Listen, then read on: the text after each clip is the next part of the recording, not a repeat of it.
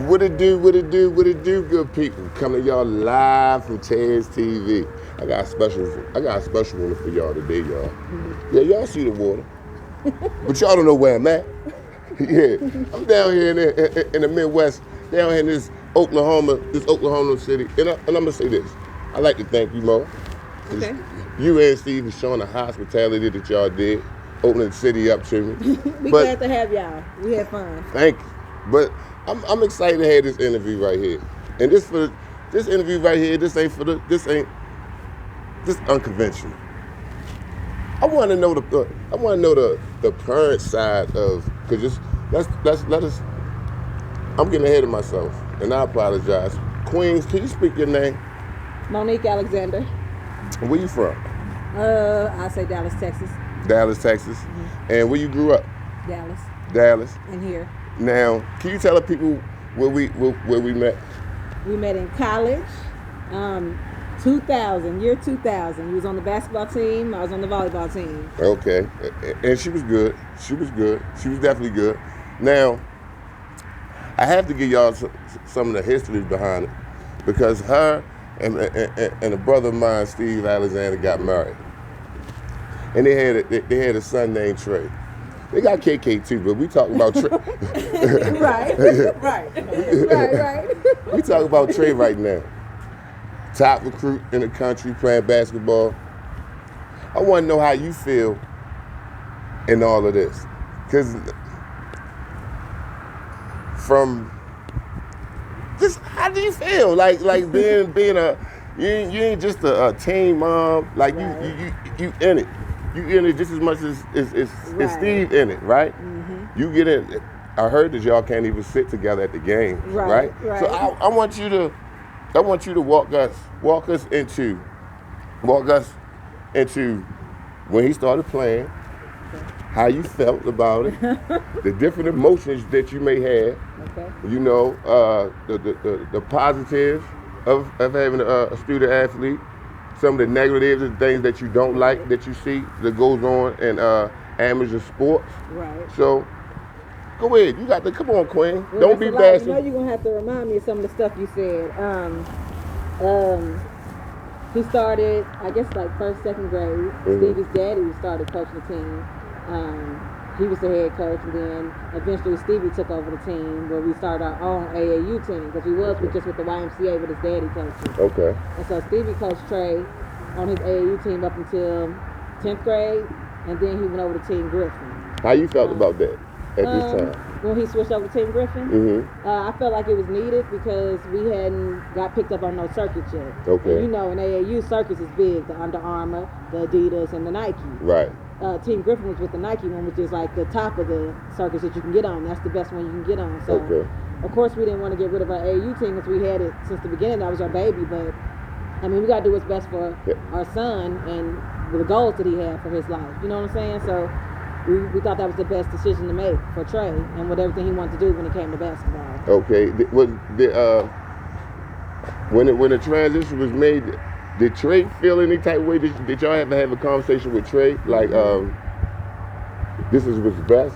Right. Was there any type of pull or anything? No, Trey is real chill. Like, of course he wanted to stay with AET is what we call it, but he knew what needed to be done. Okay. And so he was like, okay, yeah, I'll do it. You know, I'm cool with that as long as we still do some AET stuff. So he still gets to train with his AET team. Mm-hmm. We did a few tournaments ourselves with them as a team still. So he was okay with the transition.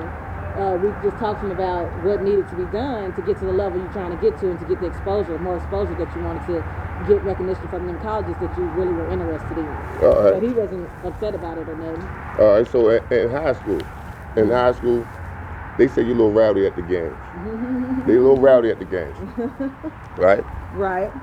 Just a little rowdy at the games. Just a little bit. Just a little bit. What do you think? What goes through your mind? What be going through your mind at the games?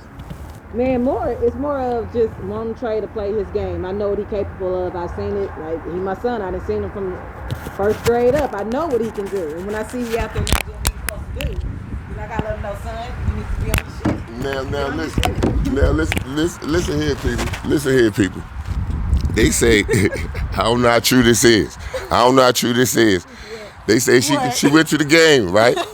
What? And Trey wasn't playing. I guess they said. Well, she said, "Oh, Trey, you out there? What you out there? You fitting in? Is you fitting in?" I said, "So was that true or not?" Yeah, that was true. I feel like he fitting in and blending in. Like I tell him all the time, baby, you a star. You was born a star. I said, you the sun. The sun gonna shine every day, no matter what come. The sun gonna shine. You the sun. So go shine, baby. That's you. You know? Without fail, every day the sun gets up and shines. Yeah. You the sun. Yeah. You know? So when he blending in, I tell him, don't be blending in. Now, Mo, let me ask you this. From a female perspective, right? Yeah.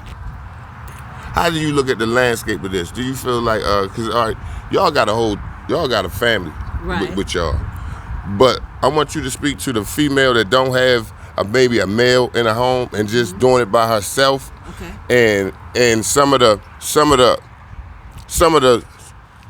false things that a coach may say to you, AAU high school, like how I want you to try to basically like give them some type of warning or tips or something, you know, if you can. Right. Without throwing shade at anybody. Right, for sure. Just knowing you pick the right coach or trainer for your son if you're a single mother, because it is coaches out here not in your best interest of your son. They out here trying to do other things, knowing you a single mom and you really looking for a male to be that figure for them. So just making sure you really know the man that you got coaching your son and training your son, and knowing that he has the best interest out for them, because everybody is not having the best interest out for your son. It's more for them and trying to be a stepping stone to get somewhere else. So just knowing that man really has the interest of your son in heart. Because I've seen it where some of these people coaches and stuff don't be knowing what they doing, you know. But they see single mamas and like, woo, get in where I can fit in, you know. Yeah, now. So just recognizing that. Do y'all hear what she's saying? She trying to put y'all up on game, meaning y'all know what they saying. Read between the lines. Right. Some of the coaches just read between the lines. Adults, you know. Right. Right. You know. Now y'all you come from a family. You play sports. Can you tell people? You telling people your sports, what you did as far as in high school, the sports that you played, what sports that you played, and leading all the way up into junior college. Okay. In high school, I played volleyball, track, and basketball. I was a freshman starter for volleyball and track. I came in from Dallas. You know, Dallas, we got different athletes in Oklahoma. So I came in from Dallas and took senior spots on the track team, the relay teams, the volleyball team, like starting position 9th grade, 13 years old. You know how that goes. So how that go. Now, what schools was it? You got to name the schools. Union High School. Union High School. Yeah. In Tulsa, Oklahoma. Okay, and your coach? What was your coach name? My volleyball coach was Coach McKee, and my track coach was, I can't remember his name. It's been a long time, but he was a football coach too. Okay. I can't remember his name though. So you ain't think about running track in college? They ain't try to get you a Coffeeville or nothing like that? Yeah, for sure, but I like volleyball more. It was my thing. Me and my sister played volleyball in high school together the whole time. We were both getting recruited by Seward. It was like the thing to do. It seemed like it, you know. Now, they came to Seward. Now, Seward had a freshman class that they was mean. But they finished the season nationally ranked in the country, to the point that we thought they had a real chance of winning the whole damn thing. We thought you know what I'm saying? Yeah. Like that. It was crazy. Tell the people a little bit about your freshman and sophomore year at Seward on a volleyball team, and what was the difference coming from high school and now you got to make your name all over again at junior college. It's crazy because in high school, you know, you the man. You get to college. And you don't realize it's females 6'3", 6'4", 6'6". You on the volleyball team looking like, and then you learn that because I'm not very tall, my position changed. Like the position I was in college, it was not the same position I played in high school. So learning my new position, learning that I'm not the star on the team, you know.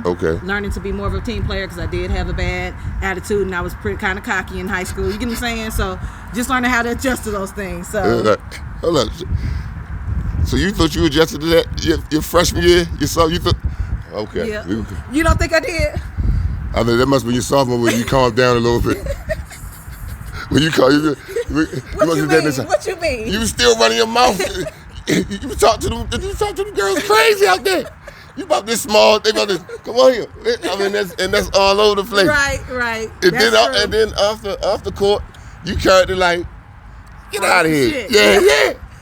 You know, that's just normal. Like, but I mean, calm down as in being a good teammate and not being. I was cocky and was mean to my teammates too in high school. You get what I'm saying? Yeah, because I ain't get that from you. Yeah. In college though. Yeah. I ain't get that from you. When somebody messed up, I made them feel bad about it. Like I didn't fuck up sometimes. You get what I'm saying? Yeah. But so I just tried to do better as I got into high school. I mean, into college. You know. So. All right, like I said before, they almost wanted that freshman year. Our freshman year, y'all ended up nationally ranked. Now tell the people, because recruiting is recruiting. Right. It don't matter. Recruiting is recruiting. And how did you feel coming in your sophomore year? And I know, because you love your team. I know. Right, but I want you to tell the people, like, far as the mindset of, because it don't matter what team you build. When you got in junior college, when you got different players coming in, what was from all over the country, including outside the country? Yep. Was you feeling like?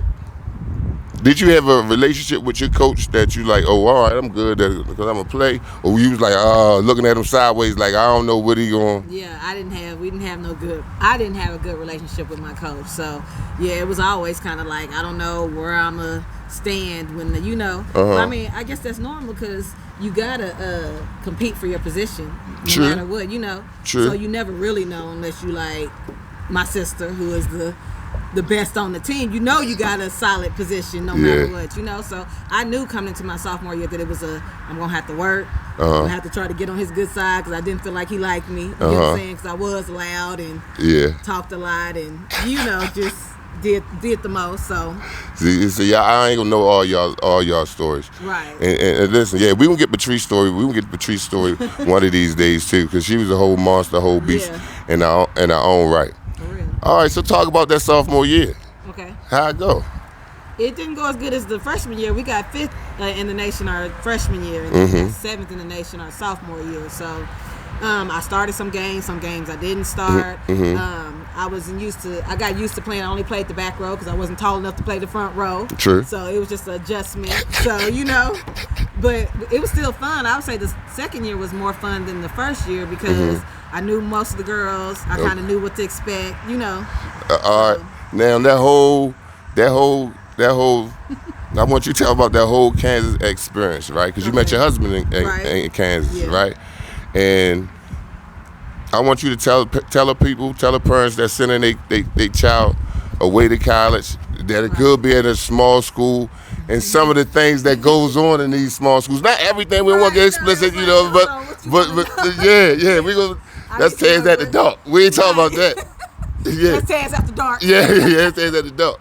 But some of the changes, some of the changes and things that your kid may go through that you may thinking you send them away to go to school, but you send them in. Sometimes there's a whole culture change, and then you've been from Texas, moving from Texas to Tulsa, and then now you was in Kansas. Yeah. South, what's that? Southwest Kansas. Yeah. You know what I'm saying? Right. Tell the people about that experience and sometimes what how you may want to listen to your kids if they talking like they homesick or something from school. I mean, if your kids is homesick, you need to talk to them and really try to come visit as much as you can, call them as much as you can, send them stuff just to know you're thinking about them. I would say it wasn't that much of a culture shock because in Tulsa, I was like the only black kid in all my classes in high school when we moved to Oklahoma. So when I got to Kansas, it wasn't nothing new. Okay. It was just more fun being around the basketball team, people who were more like me. Okay. Okay. So, but it wasn't culture shock as in the town because it was majority Caucasian. I'd already been around a lot of Caucasians in high school, so for that it wasn't no big culture shock. Okay. How small it was. It was, yeah. All so right. just knowing everywhere you went was 5 minutes down the road. Yeah. That's different. Yeah. Yeah. So just knowing kids, parents knowing your kids is going out to college, just getting them prepared. They really going out there and being adults with no supervision. You got to try to instill some type of, some guidance. Let them know, all that. Because they out there. They're going to be out there by themselves now. I don't care what y'all tell them over the phone. they're going to do what they want because they're by themselves being adults now. You just got to try to instill those things early. Tell them. You don't care how much church they went through. Right. Leading up. They're still go to church on Sundays. That don't mean nothing. Well, they going to tell you that they went to church. They going to tell you they went to church on Sunday. Right. Now, listen. Like, this is part one, right? I just want to get your mind a little bit to see what was, you know. I like to get just the female perspective of this whole sports thing, right? So I like to thank you anyway for joining the program, for joining Taz TV. Thank you for having me, Taz. And people, this is part one. Coming to y'all live from Taz TV. Over and out.